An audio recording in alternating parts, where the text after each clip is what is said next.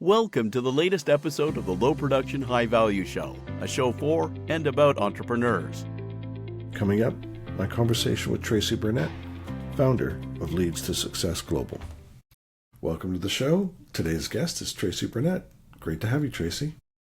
Great to be here, Andrew. Yeah, can't wait for this. Well, let's jump in. We're going to start with LinkedIn, given that we both play there a lot, and it's an important part of our own personal marketing efforts, and we both have our own agencies.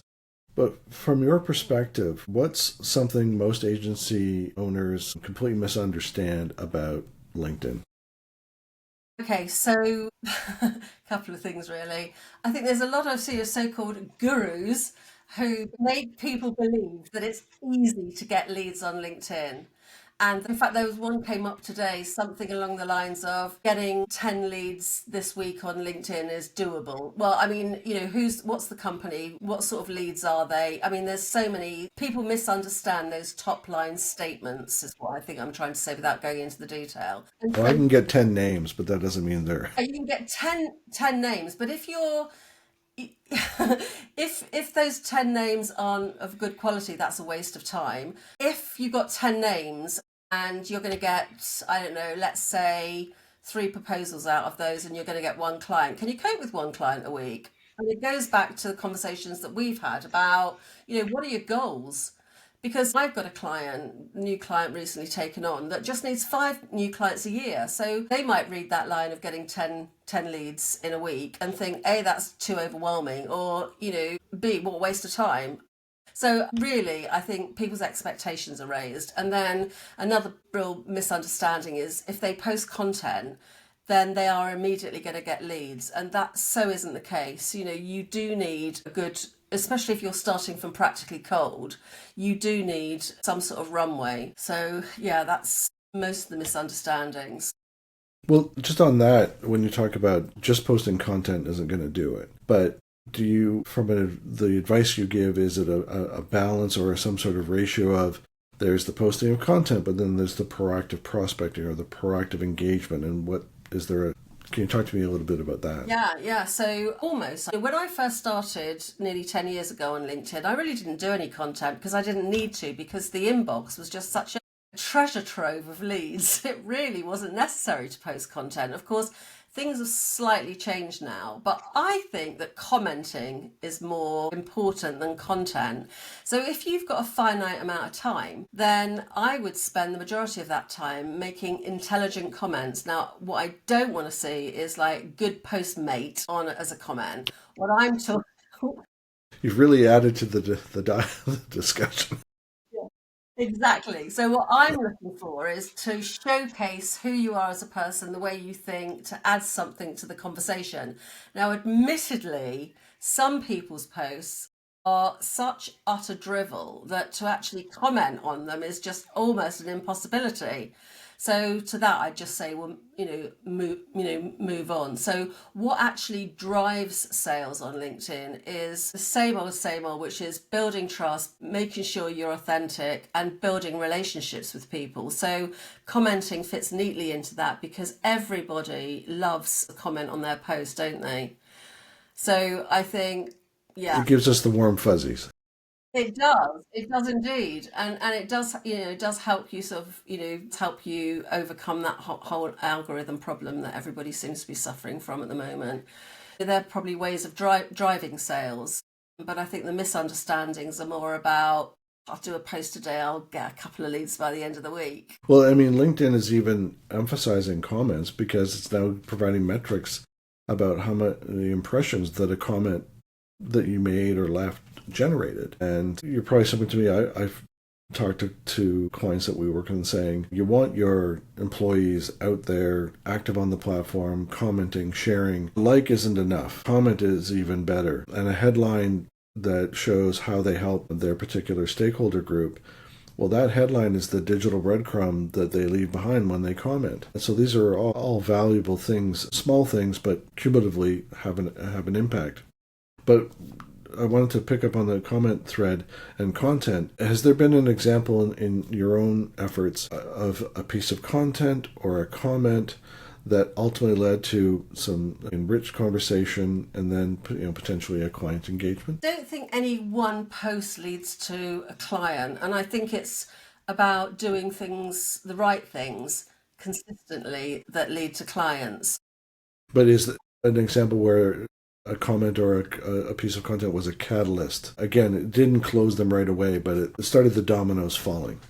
Yeah, no is a straight answer. Okay. But I think what tends to happen more and more now is I think before people buy, they do their research. So you've probably heard, oh, you need X number of touch points to get a lead. I mean, it used to be like 8 years ago, and I think the last figure I've had is 21. And I think, so what's happened? I've heard 12, but 21, wow, that's double. Yeah, I've Holy just cow. seen it go up and up. And the last figure I saw, which was only recently, was 21. Who puts these stats together? Got no idea. But I think the point is that people used to buy or make themselves known, stick their hand up much earlier in the process, and now I think they've almost come to a call if it's business to business or asked you to do a pitch or a proposal when they're 99.9% sure that you could be the one that they give their treasure trove of money to. So, and again, not every post is selling. I hardly do any selling in my posts at all. But, if you're going to do 10 posts, the maximum you really want as a sales post is 2. LinkedIn is about generating leads rather than necessarily closing sales. And a post, you never really know, because you could talk about a post, but if you talk about a newsletter that will get featured through Google search. I had one article a good few years ago, which I think it was when they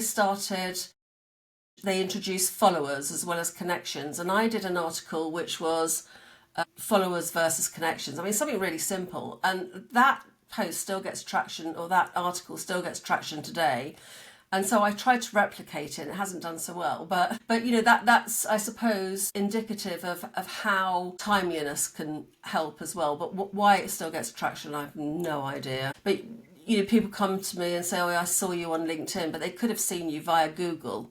So you never, I know you're a big data man, but I track things, but not like you do. So, yeah. It's my curiosity, that's all. Yeah, I think so many, your positioning, how well you stand out in the marketplace, how well optimized your profile is, the quality of your first connections, the quality of your content, the consistency of your content, the engagement on your posts, the commenting on your prospects' posts, how well you transition to DMs from a comment or somebody else's post, that bridge. Do you comment with intention? Don't scroll aimlessly. Engage on people's posts that you actually want to work with. Comment and show them how you think. They're almost mini billboards for your expertise. Is there, when you talk about the 10 posts and 2 can be promotional, for those other 8, which make up the majority, is there a philosophy or an overarching approach that you use as your guide for that content? Or I don't know how much planning goes into it, but if it's not promotional, what kind of content is it if you had to categorize it or describe it? Okay, so it all goes back to the planning stage. It goes, I mentioned positioning was one of the things. So if I take on a new client, so if I put myself out in the mix totally in terms of what I do, I mean, although it's pretty damn similar. What's your positioning? How well do you stand out in the marketplace? What's your overriding marketing message? So is it that, if you work with us, your social media agency, we will increase your number of leads by 40%. Are you making a big promise? So all of these things are important. And then you can, and obviously then your audience, and be very clear about who your audience is, know them intimately in terms of what they're looking for, what their pain points are, what their challenges are, what they count as a win, what results they want, whatever. So once you've got that information, then, and also your products, and then you can work out what your content plan looks like. I mean, you're probably better placed to, I am a social media expert to a degree, but you're definitely better than me. So please feel free to hop in here. So what you end up with is all the raw materials really for a content strategy. And so then from that you do content pillars. Then from the content pillars, the way I do it is you might have 4 or 5 pillars, and then you allocate maybe 20% of your post to each of those 5, or maybe you give one more credence than you do the others. Then you've got a framework, and then what I do is to come up with a sort of a tone of voice. For example, for mine, I've got like 3 or 4 pages, which is my tone of voice and copywriting style. I tend to be quite, well, blunt, actually. I think most people put it like, tell us what you really think type approach. I'm really into food, so I often use like, foodie sort of analogies. I've got a newsletter which is called Bite Size Marketing and Sales, for example. So, once you've got that framework and it's based on what I call the Unshakable Business Foundation, you've got your content strategy, then you've got your pillars, and then you've decided, when you're posting, where you're posting, but it stays, those pillars stay consistent. What was the question?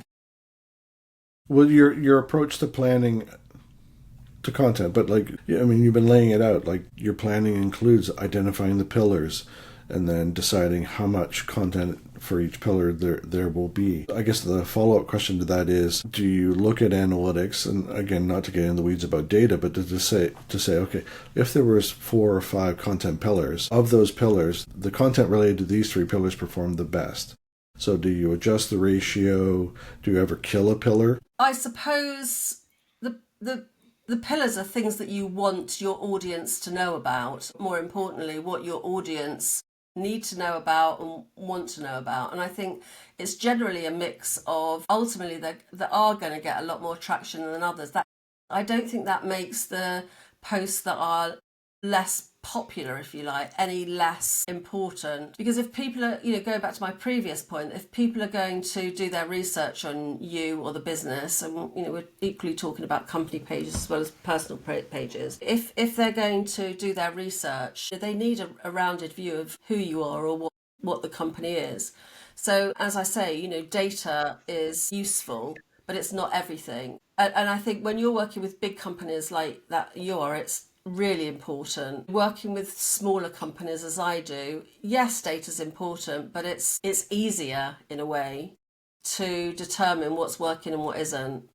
And as I say, it's not necessarily related to the number of impressions or the number of comments you've got. Well, and to your point, it's not necessarily that, okay, you've decided on 5 pillars and one performs lower than, or 2 perform lower than the other. It doesn't mean that those should be eliminated. If you've identified, as you said, in the, I'll call it the pre-work with a client, to say these, based on your objectives and your audience and so on, these should be the pillars. They should be the pillars and shouldn't be like any one pillar should be shut down. If it's a niche or it's going to be a more narrow area, not the primary focus of the company, but nonetheless still a line of business that you serve or whatever, okay, well then all that means is that you're properly setting your expectations about it. It's not going to be a leader in performance, but it needs to be part of our mix, because there's an audience for it that has to be served with it, etc. It stays in the movie, as they say. Yeah, exactly. And of course, you can always look at it and think, well, that pillar isn't performing particularly well. Is there any way we can improve on it? But I think just need to take it's not necessarily data that's going to drive. I've never had a case where a pillar is actually obliterated off the face of the earth. But I think you do need to ask the question: Can I improve on the posts that we've got here? Well, we've got some enterprise customers that have different lines of service, different industries that they serve, and some industries are just small. The stakeholder group is small. They'll never, they'll never replace or grow to become the largest portion of their business. But that doesn't mean that line of business can be ignored. It has to be served, has to be supported, etc. And it's just part of the mix. Is there anything that you've stopped doing on LinkedIn, or you've seen others stop doing, that has improved either performance or just the results, or just improved your experience on LinkedIn? Stop automating your connections and your messaging. That really helps. And replace that with start building relationships. Now, again, it depends on the company. If you need 100 leads a week to achieve whatever business goals you've set, that's a totally different scenario than, you need 3 leads a week. So if somebody comes to me and says, I need 100 leads a week or a lot of leads a week, then, that immediately tells me that they need to start putting money into advertising. Because whatever you do on LinkedIn, even if you're on it all day, you're never going to really generate that amount. And even if you used automation, you probably get kicked off and your account closed down on LinkedIn, or the quality is not going to be great. If they can't afford advertising, and again, I believe you do advertising, but when I say, advertising is great, well, you need somebody to manage that. You need a reasonable budget, and you need to give it at least 3 months so you can sort of tweak it. So you're probably looking at, in pounds, probably 10, 12,000 pounds. So in Canadian dollars, that's $1 million. Crazy. And so then they go, oh my God, I don't have that budget. So then it's a question of, okay, so let's reverse engineer this. Why do you need 100 leads? What are your business goals? I take them right back to the beginning.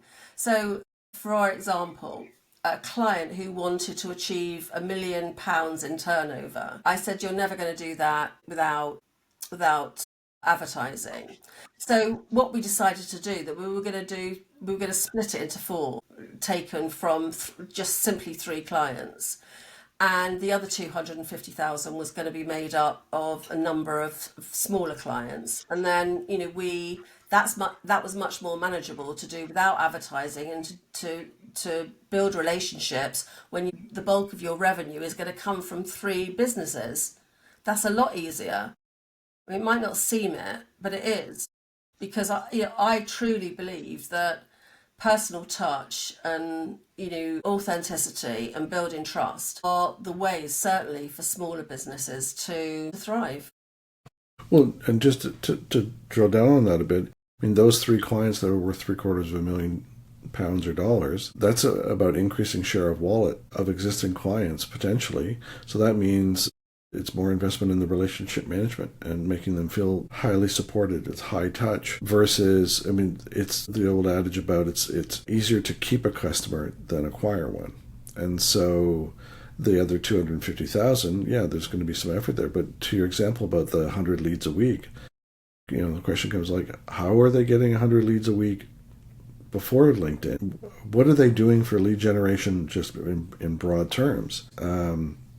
And what is a lead worth, and what is a client worth? And we warn clients, do you want to do paid on LinkedIn? Yeah, it's worth doing, but it's 3 to 5 to 10 times more expensive than Facebook. For B2B, Facebook's not a great conversion solution. It's great for cost-effective awareness campaigns, but for LinkedIn, we had a client that was selling compressed air gas and blow molding equipment and services. And they only serviced a small portion of the province of Ontario here in Canada. Not Canada, but a portion of a single province. So doing paid campaigns on LinkedIn to target a small percentage of a province was going to be prohibitively expensive. Because LinkedIn charges for, you want to go after a job title in a narrow geographic location, it's going to cost you. Now, they're going to claim that it converts highly. Okay, fine. But that means that if you don't have the budget to spend that kind of money for such a narrowly targeted campaign, you might be better off either some awareness campaigns or just mobilizing your sales team to go after, the geography and the job title that you know. Yeah. Yeah, and I suppose the way I look at it as well is that if I'm at a point with a client where they've said, my goal is £1 million, then, there's, as they say, there's a number of ways to skin a cat, and there's a number of ways you can get to £1 million. It's what's right for that particular business, who they are, what sort of product they have, what sort of client they have, how easy are the clients to actually reach. There's all, in my book, nobody ever backs me into a corner. There's always an answer. And so it's just a question of asking the questions to get to the right answer. So, I don't like to be beaten. Hey, everybody likes to win. So there's always a way. To your point, if someone, I want $1 million in revenue, is that $1 million from one client? And then if that client goes away, like you're in a bad way?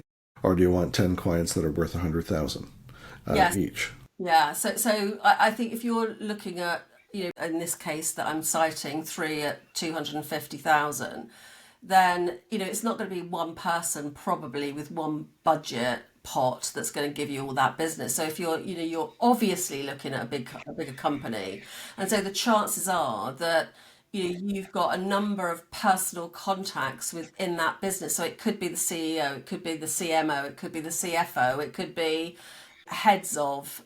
If you're looking at a pitch situation, for example, there's going to be a number of people responsible for that pitch in one way or the other. So a junior might do the research on, well, who do we choose for this pitch?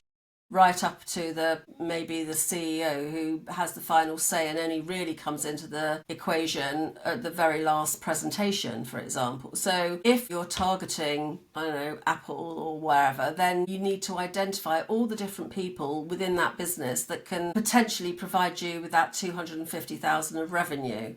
And even if you land one, so say you land a contract with human resources, then that's much easier to get into, the sales department or the, operations or wherever, because you've already got a from HR. So it's always doable. And then obviously the next thing is once you've got your foot in the door, then you need to start nurturing that client and building that revenue. So it's not 250,000 in year 2, it might be 400,000 in year 2. I'm a big nurturer as well, advocate of nurturing. Well, that leads me to a question I wanted to ask you about. Some companies have been founded and found success during times of recession, or, have found growth when others have been challenged or struggled. Has that approach to nurturing relationships and so on, like yourself have shared how during a recession you experienced growth, and I just wondered if you had to put that to one or two factors, what would those factors be for that kind of growth? Yeah, well, I suppose I don't normally have problem in a recession keeping the level of business. But the biggest, I suppose, story along those lines is way back when I first started. I'll just give you a shortish synopsis of that. I was a director of a huge, very well-respected design consultancy in London. And that company overstretched itself by growing globally, and I mean, ridiculous. But anyway, suffice to say that the company was disbanded and 700 staff disappeared, me included. But I thought, well, how hard can this entrepreneurial sort of road be? It's easy. It's like falling off a log. Absolutely ridiculous. I was naive. I didn't know any better. So I decided. Sometimes that helps. Yeah, I think it did. I think it's not stupidity, but it's naivety. I had a boyfriend at the time, actually. He actually ran a design agency, and he had an apartment in the nicest part of London and drove around in a Porsche 911. So I thought, oh, that could be me. And do you drive a Porsche? I didn't. But I did have a Lotus Elan. Oh, okay. Yeah, Nice. Very nice. which ultimately got stolen. Oh, dear. Yeah. But We digress. yeah, we digress. So why did I just go gangbusters out the gate? And I think the agency that I worked with had an amazing name. So that was credentials. I had a background in, let me actually just rewind. I decided my market was going to be design and marketing services, agencies and consultancies that had a creative person that owned the company. So basically what had happened in the previous years is that the economy was really good. The design consultancy, for example, that I was working within did really well, charging an amazing amount of fees, eye-watering fees for jobs. So these very award-winning creatives just thought, how easy is it? I could be earning that money. It could be in my own pocket. Then they left to start their own consultancies, and everything was great until a recession hit. My market was these companies that were suddenly sitting there twiddling their thumbs thinking, how the heck are we going to get any business? I had the design consultancy experience, big name, well respected. I worked in corporate, in advertising and marketing for companies like Unilever, for Barclays. They were the sort of companies that they wanted to understand, so the marketing departments of corporates. I had the relevant experience, and I was marketing trained from the get-go. I had all the relevant experience that sort of excited my potential clients. I focused on a target audience that I knew inside out, and obviously my positioning was right, in terms of the product, the audience, the messaging. I think that really, I still have that with me today. I formalised the process a little more maybe, but if somebody comes to me and says, as we were talking about earlier, you need 100 leads, I can say, yeah, great, okay, fine, that's a good start point. Where some companies will say, yeah, well, you need some automation, and if we spam 1,000 people a week, then, we can get you the 100, or 1,000,000 and we'll get you the 100. I don't start off there. I say, that's great, but let's get the basics. Let's put you in the best possible position to get you the best possible clients that pay you the best possible fees and are great to work with. That's where I'm starting from. Well, so pre-recession, these creatives, there was a lot of, their reputation, there was some inertia that served them because they were known by reputation perhaps, and their reference work and their client reference, this is what we've done, this is who we've done it for. Recession hits, and suddenly it's the inbound tap has been turned off or drastically reduced. The role you played, was it not only to help with lead generation, but did you help turn them into, because some creatives, and I mean this respectfully, they're creatives, they're not salespeople, and founder-led sales, that kind of things. When you act as an advisor, and you're helping the firm, but also are you helping the founders? And can you talk to me a little bit about the different ways that you help in each instance? Okay, so it is advisory, first of all.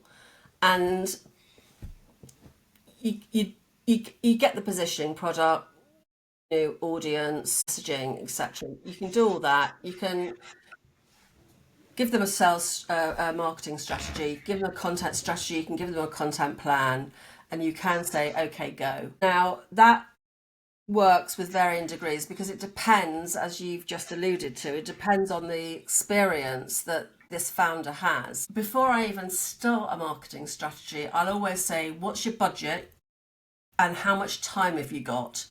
And who, if you've got a... Well, when you say time, how much time do they have to allocate to this, or how much runway do they have from a budget?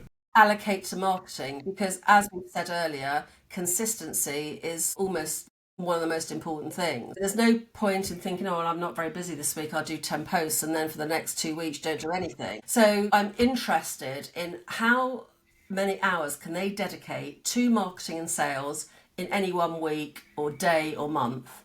And then my next port of call is, okay, so how many staff you got?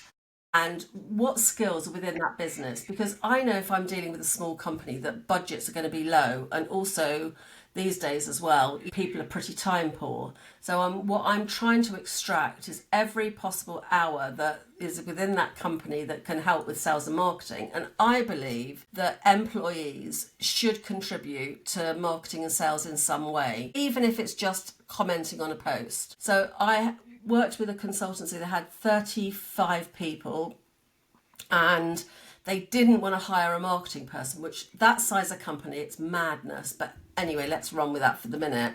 And they wanted practically all of those people, I think it was around 30 of those people, to contribute to the sales and marketing effort. That's more difficult than it sounds because you have to get everybody's buy-in. I had one person that I actually spoke to, and I always remember him, an older gentleman, who said, I'm not doing social media, I'm not going anywhere near social media, and don't you even get me started doing video because I'm not doing it. There's a lot of pushback. And so you need to sort of extract the valuable hours, let's put it that way, that people can contribute, and what they're going to enjoy doing. That's so important, and what they're willing to do and able to do, and also have that built into their job descriptions. Because it's one thing to say, can you bang out a few social media posts, or can you do a video, or can you comment, or whatever it is. But I think if they know that it's part of their job and a part of how they're going to be assessed, I think that is really the best way of doing it. We'll be back in a moment. And now, a word from our sponsor. Social media has become an imperative for almost every business. Discover how to successfully implement an effective social media strategy that is supported and integrated throughout every part of your organization with this essential book from our host, Andrew Jenkins. Social Media Marketing for Business, Scaling an Integrated Social Media Strategy Across Your Organization, is now available from Amazon or KoganPage.com. Now, back to the show. Well, you hit on something there that's one of the most critical pieces of what I refer to as a social enterprise, which is you can't steamroll or social media over the organization. For example, a LinkedIn profile is owned by the individual and LinkedIn, not the company that employs them. Exactly. And so you can't order them to post on social. You can merely ask nicely, encourage, however you want to describe it. But again, it ultimately stops with them. And I often share in my presentations this bell curve. You're going to have the bright spots that are already digitally savvy, love digital, have no qualms about posting to social on your behalf. It doesn't have to be part of their job description. They're just, team player, or they just, they get the dopamine hit from it. Then there's the big fat middle where okay, we'll go along with it. And then there's the people like the example you just described. I'm not going to post to social and you can't make me. I'm not even going to be in a team video and you can't make me. And I'm going to be over in the corner. Yeah. Leave me alone. Yeah. In fact, I've got a friend, she's an employee now. She doesn't work in the industry, totally different. She's a dentist. And this dentistry practice has tried to get I think they've got a PR company or somebody involved. And they wanted to interview her. And she's basically saying, I'm here to earn money doing dentistry. I'm not here to be interviewed for marketing videos. I mean, totally against it. So I think obviously it's important that I speak to each individual person and find out what floats their boat, what they're good at, and what they could potentially do. And then it's getting buy-in from the founder or the board of directors to say, yes, they're willing to put that in their job descriptions. And I think it's really useful to, especially if they're creatives, to give them training as well. And that's not something I do, but I have somebody that does it. But if you've got a creative, if they've got commercial skills or they have an understanding, I think that can really help. Well, is there an element of, they talk about a creative can be good in the room in front of a prospective client? So it's kind of replicating that via social. They're not literally in the room with the client, but is there a way for you to showcase their talent or how they can engage an audience, even if it's through social content? Is there an element of that? Yeah, definitely, because I think people are much more willing to hide behind a social media post. I think, absolutely, definitely, yes. We had a recent client engagement where we interviewed a subject matter expert, and we learned they were relatively new to the organization. They had been with a big bank before this, and they'd never been interviewed before, even though they owned a line of business. Anytime the media wanted to speak to them, it was, nope, talk to the media relations people. And so they were held back from a personal brand opportunity to be an ambassador and an advocate for the organization. And so the organization's spokesperson, of which they're important, but it doesn't necessarily mean that it has to be only those spokespeople.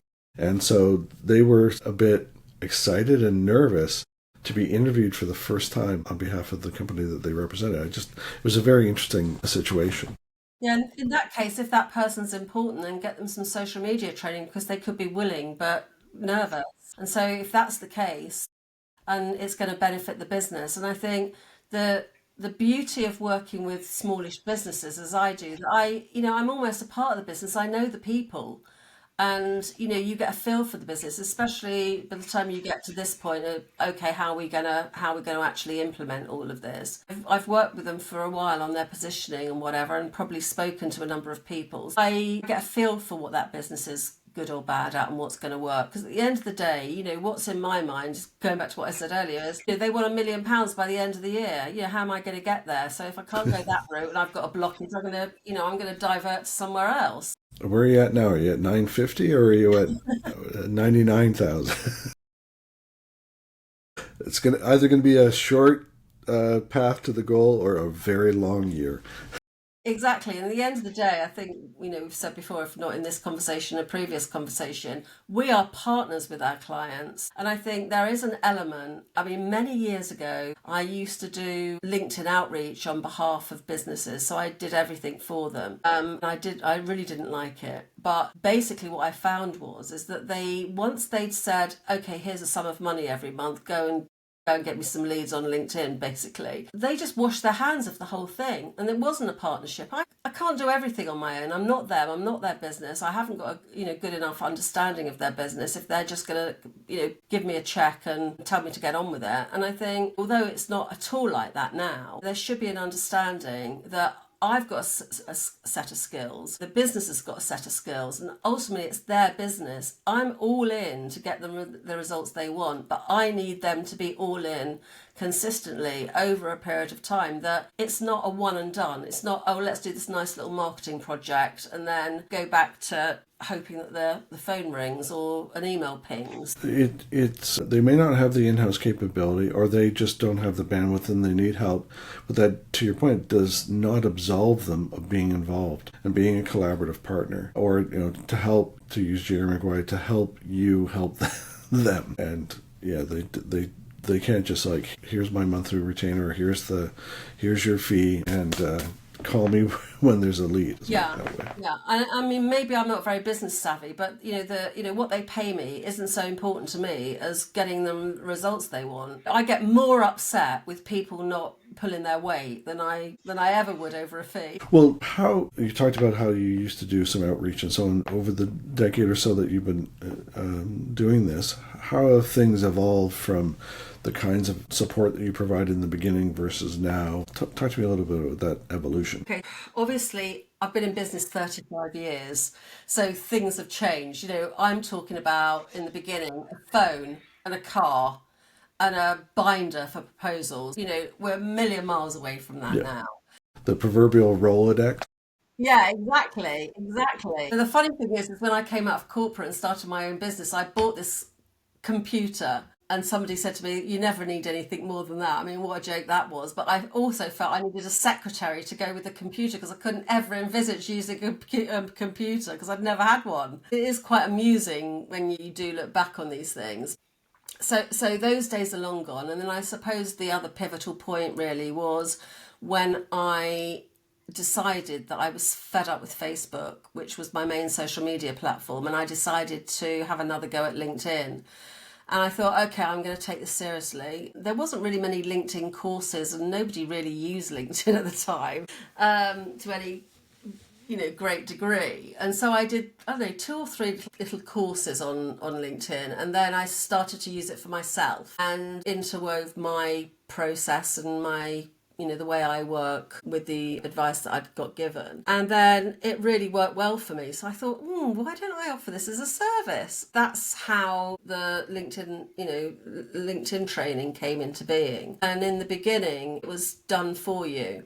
Some of it was training, some of it was done for you. But I hated the done for you for various reasons. And it was easier to do at that point because, at that point we used to log into client accounts, which in a way you wouldn't do now. And also it was the very early days of automation, and I don't know, it just doesn't vibe with me, that whole thing. And also, as I said, people tended to just say, well, here's the money, that's the logins to my account, get on with it. And I don't work like that. I like relationships. So now somebody comes to me and says, I want £1 million. They get a barrage of questions. The first thing I do is say, okay, so let's do an assessment first. And that has a number of different questions on it. I mean, quite a few questions, which they then answer on a spreadsheet. And then we have a meeting. I go through all the questions. I'm a big deep diver into their business. And then I say, okay, this is what you're doing right. This is what you're not doing so well. And this is what's going to get you to your goal. And by the way, let's talk about your goal. Well, on that questionnaire, is there, in the time that you've spent with them and the variety of the years, is there a common thread about what they're doing well, and is there a common thread about what they're not doing well or what's holding them back that you can point to? Yeah, I think generally they're not doing enough. I think people vastly underestimate the amount of effort and time and I don't know whether it's posting or email. Like marketing's supposed to be easy kind of attitude? Yeah, exactly. One of the questions might be, do you have a link, an email strategy? So no. Do you send emails? Yeah. How frequently do you send emails? Well, once a month. Or we send a newsletter every quarter. Well, I'm sorry, that ain't going to cut the just People not. will forget that you even sent a newsletter because of the gap. Exactly. I mean, I could talk for 20 minutes just on that, which I won't. So they're not doing enough. If they are doing something, it's not consistent. If they are consistent, I can look at something like content or emails or whatever and think, well, we can easily improve that by 95%. Yeah, and I suppose the people that are coming to me generally are the ones that aren't doing marketing very well by definition. They know that marketing is their skill that they don't have, or marketing and sales, because let's face it, you need skills in the whole process. It's, one thing to be good at marketing, which is your content and whatever. The other thing is like, how do you generate leads? So I suppose like you've got a piece of content. How are you going to generate a lead from that piece of content? Do you have a lead magnet or whatever? Or are you going to invite them to a meeting? So how are you going to generate leads? So you've got the leads and then, okay, so then what do you do with them? Where do you capture them? Most people don't have a CRM. How do you capture them? What's your nurture process? Because people might stick their hand up and they might not be ready at that particular point. And I think only 4% of people are ready to buy it on any one day. How do you nurture them? And then, okay, so you got them on the hook. They are interested. They've got a big project and you're one of three pitching. So how do you handle that whole pitch process? How do you write a proposal? It certainly doesn't start with, oh, about us and when we've been in business. I mean, nobody gives a flying monkeys about that. Most people, they've got a proposal in front of them or a pitch. I've got this need. I've got this goal. How are you going to solve it? And, do I believe that that's possible? And so you need to stand in the shoes and be in the heads of the people that you're pitching to. So then, you're looking at, sales experience and how you turn that opportunity into a client. So it's quite, people think it's just, phew, once I've got all my pillars in place, I've got my posts in place, I'm good to go, I'm golden. All the sales are just going to roll in. Set it and forget it. There's a whole other raft of things that need to happen. It's not easy. It's easy for me to say, this is what you need to do. But then my job, going back to, again, what I was saying earlier a little bit, which is, I know what needs to happen, but what is actually practical? And I'm a very practical person. And I'm not going to suggest, I'm not one of those people that says you should do this, this and this, and then I take the fee and walk away. I've always got in my mind, right from the get-go, can this be achieved? And can they achieve their goal through doing that? Otherwise, what's the point? Well, so you begin with a questionnaire. You ask some questions to test their assumptions or have them question their own assumptions. And then, like, you talk about a framework for success. And I want to have you explain the framework, but to your point, do you use the results of taking them through the framework to develop a tailored approach for them, recognizing you're meeting them where they are versus saying, this is the way I work, you're not bending them to your approach, you're trying to meet them where they're at. But with that framework in mind, just for the benefit of the listeners and those watching on YouTube, it's through the framework of your approach. Okay, so I definitely don't shoehorn them into anything. I've got a process, but how that unravels or unfolds for them, everything is bespoke. So yes, there's the assessment. This is what you're doing well. This is what you're not doing so well. These are my recommendations. 100% after that, 100% of clients will move on to the positioning that I've talked about earlier, because unless you know your target audience, and that might involve some research. I mean, I've got a new client at the moment. They've got like 10 possible target audiences. I could go off on another tangent with that, which I won't. They might have a number of different audiences, but you need to decide one. Sometimes it's really obvious who they should be going for. If they've done no marketing previous to coming to me, they've probably been relying on networking referrals, which means that they've got a random ragbag selection of clients that, because by definition, they haven't been focused and targeted on who they're approaching. ATM model, anything for money. Yeah, exactly.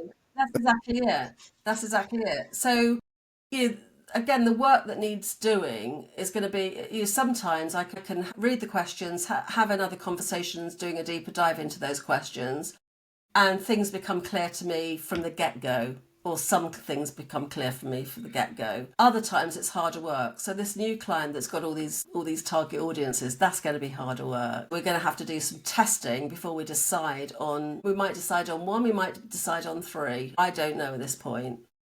So we've got the positioning, we know who we're going for, the services that we're actually going to be offering, and we know what our top line marketing message is going to be, and we've got a rough idea of how we're going to do that. And then it's about the marketing strategy. So what's your marketing strategy going to be? What are you actually going to be doing throughout, say, the next year? What we're going to put in place? And that could be literally anything from advertising right the way through to producing a small leaflet. I mean, I can't remember the last time I did that. So it could be anything. Well, if social goes away, we might be reverting to leaflets. Yeah, exactly. And as we're speaking today, Amazon have just had that wipeout, haven't they? Amazon AWS, I can't remember what it's whatever it is. Yeah, that is my God, that's scary. So we've got the strategy, we've got the plan. Content is practically always a part of that. So we move on to doing a content strategy and a content plan. And then, okay, so how are we going to do this? Because if I just left them at that point, it would nothing would ever happen. I help them actually plan out how they're going to do it. So right down to every day, every week, you do this, this, and this, and that's for each person. And again, it varies depending on a client. Some clients can run with it, some clients can't. So I just tailor whatever I do around the people that I'm working with. Sometimes I do some of it myself. Sometimes we need a new website, so I bring in my website designer, they need a copywriter. 9 times out of 10 we do some sort of SEO work to just really make sure we're on the right track with all the positioning and the messaging and the languaging that we've come up with. And I don't know how you feel about SEO. I think that it's a really good thing to do, to have an SEO strategy and to be managing your SEO on a monthly basis. So SEO we practically always do. It could be a website. You might want somebody to write content for you. So like you were saying about, you do a 30-minute interview with a thought leader or an exec and do a month's content for them, that sort of thing. So again, we're looking at, it's that time-money equation again. Do you have the time or do you have the money? And if they don't have either, then we're in trouble. But I would never have taken them on as a client if they didn't have time and they didn't have money. You can have it fast, good, or cheap. Pick two. But to your point, exactly. I firmly believe in SEO. It's not our core focus, but when we make content or like blog writing and keyword driven, and I've written some content that's performed well because it was from scratch. It was built with SEO in mind. It's not just for the keyword. It has to be because Google scores relevance, and so it's got to be quality content as well. Just in the time remaining, I wanted to ask, as you're talking about positioning and the ICP and making your clients the obvious choice, you highlight one client who has a number of different audiences. Do you have to kind of rein them in a bit to help them from an ICP and positioning to be the obvious choice? Because you can't be all things to all people, but striking that balance of it's not about ignoring certain audience segments either. So I'm wondering how you navigate all that. Yeah, okay. So people talk a lot about niching or niching, and a lot of companies believe by that you really mean you need to stick with one audience, and they find that limiting, and people find that scary, which that's a whole nother conversation. So when you've been in this position where you've got this rag bag of clients and you've worked across a lot of different industries, you have to stick a pin in something. So in this case, with this guy with a number of different audiences, we've already started talking about doing a test, because he could equally work in active and leisure wear as it could in Meditech. So they're completely different audiences. And so it is really important that you do understand the audience. You could, instead of nailing down an audience in the beginning, you could nail down what you're really good at, what your uniqueness is. How do you stand out? It could be, in the beginning, it could be something that somebody always wears a red nose, like it's Red Nose Day. Do you know what I mean? I mean, that's ridiculous, but Right. it could be something frivolous, let's They're a say. clown and they're a part-time clown for birthday parties. Yeah, it could be like you're getting noticed, and that's the key thing, because a lot of businesses that haven't even planned anything can be that clown, can stand out, and then they still get a load of random type of clients, but then it starts to sort of shake down into one particular type of work or type of client, and so then that's obvious what they do. But in this case, we're actually going to reach out. I'm going to do some research for them. I'm going to speak to a number of people, and we are going to reach out by email, and we're going to just see what shakes down. But that doesn't necessarily stop your marketing, because there might be some sort of interim plan. And this is why it's so important that marketing you do is bespoke to you. What fits one client doesn't fit somebody else. Well, we had an engagement with a nonprofit it was Bladder Cancer Canada, and we moved them away from just using content asked for a donation to content, to your point about there were a number of distinct audiences of stakeholders that they served, not just the person who had contracted cancer, but their caregivers, their family, the medical community, and so on. So we shift their approach to having content that served all the different stakeholder groups, not diminishing or ignoring the patient, but providing content to all the adjacent audience members. But as we come I use that example with some of our clients to explain, you don't have one type of audience. Sometimes there's B to B to C kind of situations.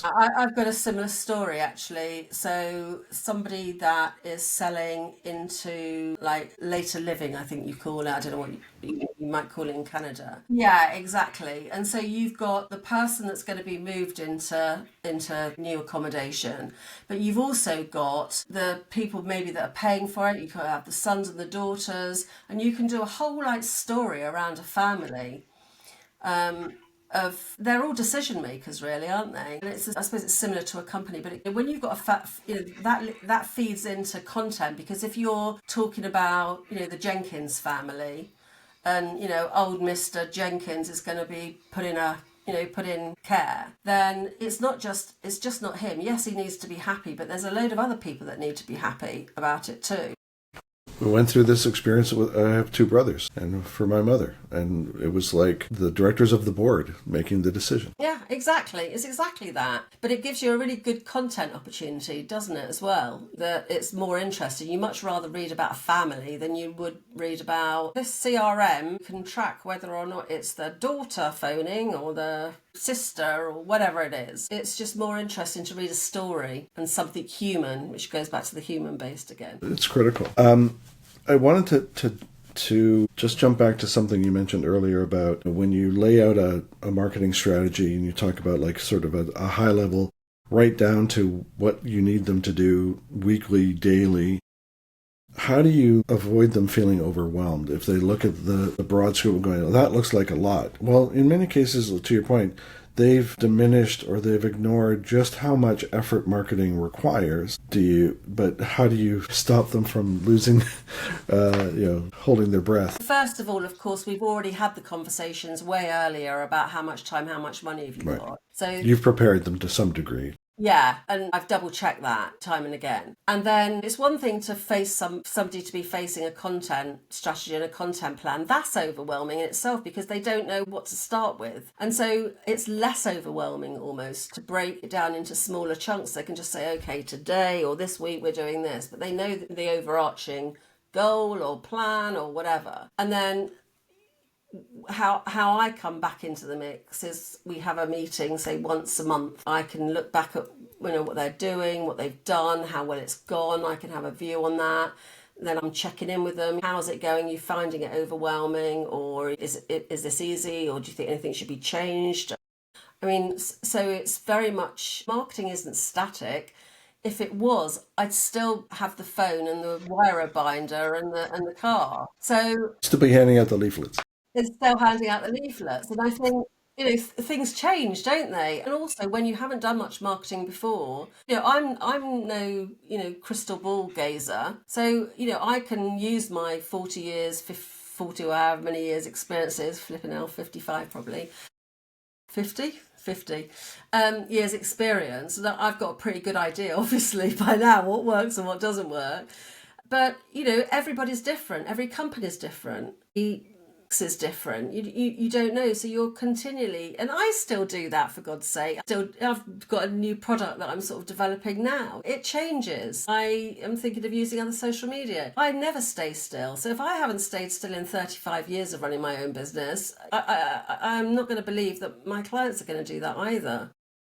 Well, that speaks to the collaborative relationship that you believe is paramount to their success, or the success of the engagement you have with them, and to test, measure, and adjust. Because you said, in this day and age, we can't be static. No, we can't. But it's hopefully the time they start working with me, they're committed, and few of them want to market their business or have a natural aptitude for it. Otherwise, they would be doing it already. So I'm always aware of that. Smaller companies are always worried about investing time and money, and maybe if it doesn't work. But having the right plan and executing it consistently and adapting where you need to and giving time for the results to I always try and be very transparent and quite open about the way things will unravel, because I don't want anybody, it's like getting married, isn't it? You don't want to marry a person, then you start living with them and realise then there's something totally different. That's also what's nice about doing the assessment, because that's almost a separate thing. It's like a gateway product, because it gives you the chance, both parties the chance. Do I like working with them? Do they like working with me and my team? Do I feel that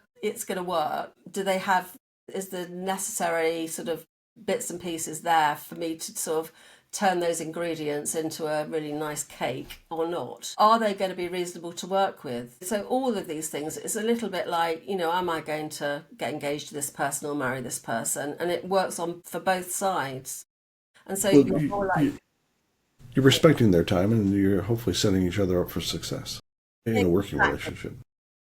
Well, listen, I want to thank you so much for your time and what you shared today. I enjoyed the conversation thoroughly, and it's always great to talk to another entrepreneur who's trying to achieve the same things and deal with the same sort of interactions. So thank you again. Absolute pleasure. Thank you for having me on. Thank you for joining us on this episode of the Low Production High Value Show. Be sure to give us a rating and subscribe to make sure you never miss an episode. Don't forget to check out Volterra at volterradigital.com to learn more about how they can support your social media marketing.